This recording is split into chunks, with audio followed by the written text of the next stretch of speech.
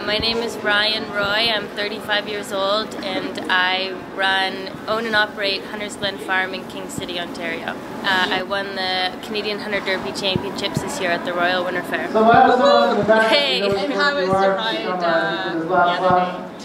It was great. I mean, you know, like, it went over 2 nights. So first night was Monday night. I went in, maybe I rode a little bit defensive and a little bit nervous. So I finished up second, and I came back Tuesday, and I really tried to relax and just have a nice round, and it paid off, so we won.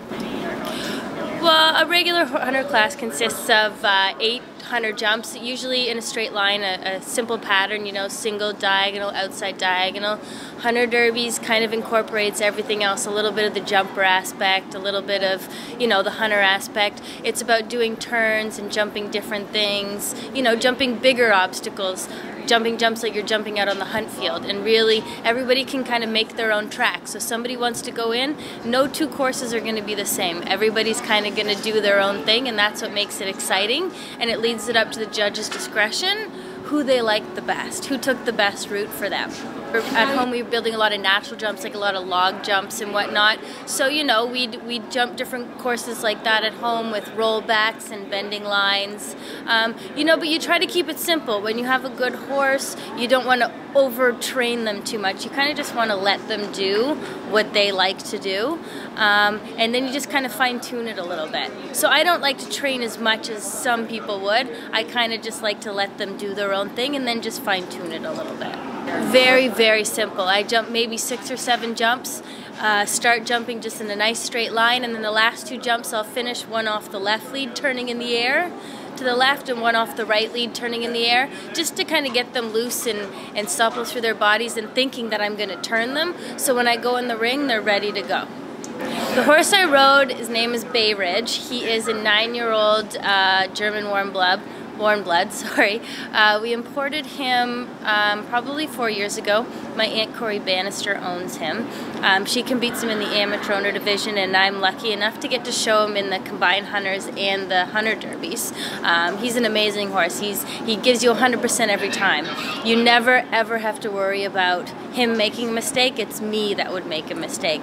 So, you know, as long as he's relaxed and ready to go and I do my job, we're usually right up there every time. There's probably about 10 or 12 derbies, hunter derbies all year in Eastern Ontario, and then they also have some in Quebec, and they also have some in Western Canada. And they take the top 10 from Eastern Canada and the top 10 from Western Canada, and there's probably about 30 to 40 people that do the derbies every week to try to qualify, so it's a pretty competitive class.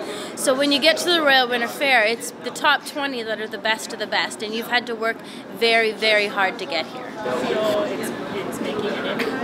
I think it's making a huge impact. I think that people, you know, most people wanted to buy jumpers in the past to sit there and watch the jumpers. Now people are actually spending money to buy derby horses, and people, you know, owners like to sit in the stands and watch their horses go. Amateurs like to compete in the derbies because it's something fun for them and challenging. You know, for us professionals, it's something different, you know. Every day you get on and you jump the same generic 8 jumps in the hunter ring. Well, this is completely different. You get to use a little bit of the jumper skills, you get to use your hunter skills, you know, you kind of get to use everything, so it really, really is an exciting class. I mean, for me, it's the class I look forward to most at the horse show, and it's actually the only class that I get a little bit nervous for, because you never know what's going to happen, you know. Sometimes, you know, I make a plan when I go in there and I walk the course, and 5 minutes later, I'm walking in the ring changing my plan, you know, because you never know. Every class you have to ride differently. No 2 classes are the same. Whereas in the hunter ring, everything's the same. So it's exciting, you know, and I really think it's opened everybody's eyes up to a whole different light in the hunter ring, and it's exciting. It's exciting, especially, you know, that I focus on the hunters, so it's exciting for me to have a class like this to really, you know, show what we're made of. Yeah, we mainly have an amateur-based barn in King City. We have a great group of people, you know, everybody from, you know, the beginner levels up into the bigger amateur levels. We have a couple jumper riders, but mostly we like to focus on hunters, you know, and with a really good group of people that are really supportive of each other, we have a lot of fun at the horse shows. I think that they get too nervous and they take things too seriously, you know.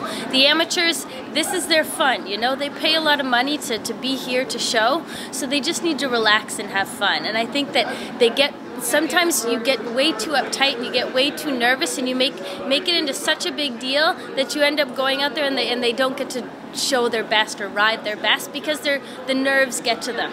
So I try to tell mine, you know what, just relax and have fun. You know, this is your hobby, this is not your profession, so just enjoy it. It's our job as professionals to get the horses ready for the amateurs or the juniors, and it's their job to just have fun. I think a good hunter horse, I think they have to be smart, they have to be careful like jumpers, they have to have a really good brain, and they have to love what they do. You know, a good hunter is very special. Just like a good jumper, they're very few and far between.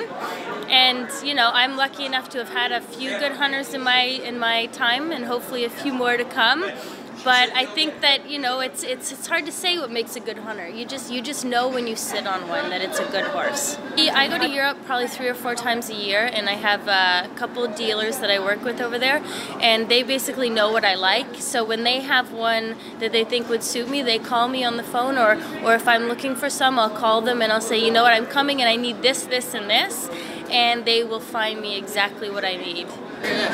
I think you can, but I think the biggest problem and the biggest thing that people do, that people buy green horses and they're not experienced riders. Green horses and green riders doesn't work. You can buy a young horse, but it is imperative that you get a professional to make the horse up for you so that you can ride it. Because trying to learn with the horse is the worst mistake, and I see so many people making that over and over again. You know what? It's not, it doesn't work.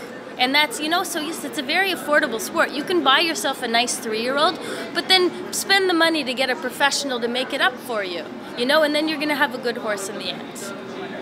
And we have a little bit of a break now, and then we head to West Palm Beach, Florida for the Winter Equestrian Festival till the end of April, so it's exciting. But a nice little break right now. Yeah, I also play polo a little bit in between when I have a chance, and hopefully I'll get to play some polo down in Wellington this winter. You know what it does? It has really helped me with my balance.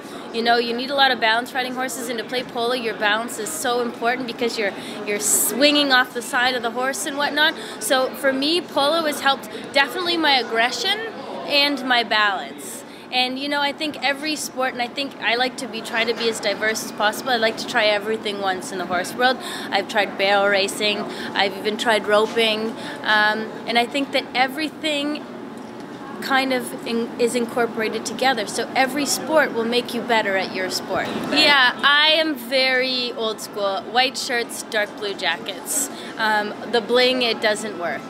You know, I love it for the jumper ring. I think it's great, but in the hunter ring, you need to stay classic. You need to stay with a nice dark jacket, a nice white shirt, breeches with no bling, boots with no bling, and helmet with no bling. The bling needs to be saved for the jumper ring. Thank you.